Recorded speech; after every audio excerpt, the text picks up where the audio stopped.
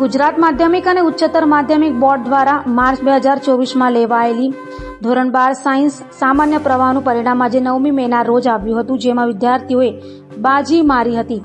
સુરતનું સાયન્સનું 87.84% અને સામાન્ય પ્રવાહનું 90.45% પરિણામ આવ્યું છે. ગુજરાત બોર્ડ દ્વારા માર્ચ મહિનામાં લેવાયેલી ધોરણ 12 સાયન્સ અને સામાન્ય પ્રવાહની પરીક્ષાના પરિણામ આજે જાહેર થયા છે, જેમાં દર વર્ષની જેમ આ વર્ષે પણ સુરતના વિદ્યાર્થીઓએ મેદાન માર્યું છે.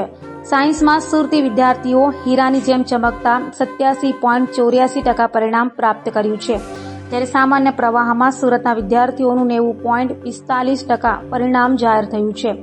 સુરતના પરિણામમાં ગત વર્ષ કરતાં વધારો નોંધાયો છે. ગત વર્ષે સુરતનું પરિણામ 71.15% હતું, જ્યારે આ વર્ષે 87.84% જેટલું ઊંચું પરિણામ આવ્યું છે.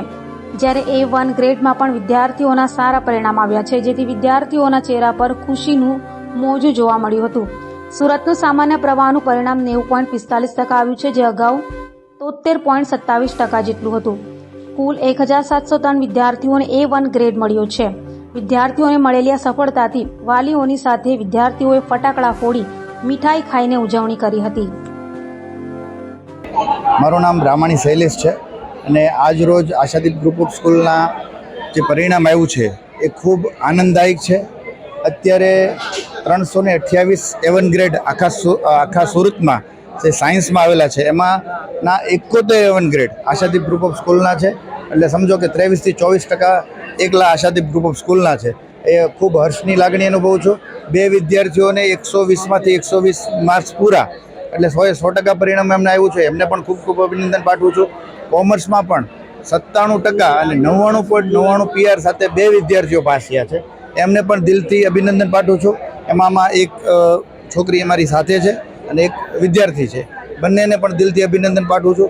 પરિણામ ખૂબ સારું છે અને ગત વર્ષ કરતાં ઘણું ઊંચું અને સારું પરિણામ છે. સારું પરિણામ કઈ રીતે આવું, કઈ રીતે વાત કરી?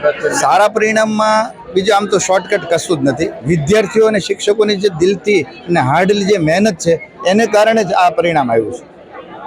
મારું નામ પાટીદાર દેવાંશી દીપકભાઈ છે. હું આશાદીપ 4ની વિદ્યાર્થીની છું.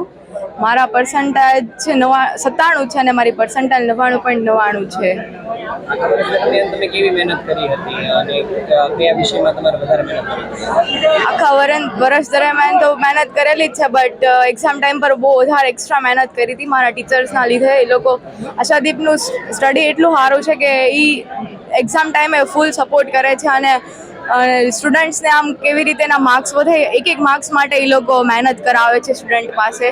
એના લીધે હરેક સ્ટુડન્ટનું પરિણામ વધારે ઊંચું આવે છે ધાર્યા કરતાં પણ. શિક્ષકો અને માતા પિતા બંનેનો તમારો પ્રત્યેનો સપોર્ટ કેવી રીતે રહ્યો? માતા પિતા પ્રત્યેનો પણ ફૂલ સપોર્ટ હતો અને ટીચર્સ પ્રત્યેનો તો એમાં કોઈ ઇસ્યુ જ નથી. એ લોકોએ તો એનું 100 આપ્યું હતું હરેક ટાઈમે. તમે ભવિષ્યમાં શું બનવા માંગો છો? ભવિષ્યમાં CA માં જવાનું વિચારું છું.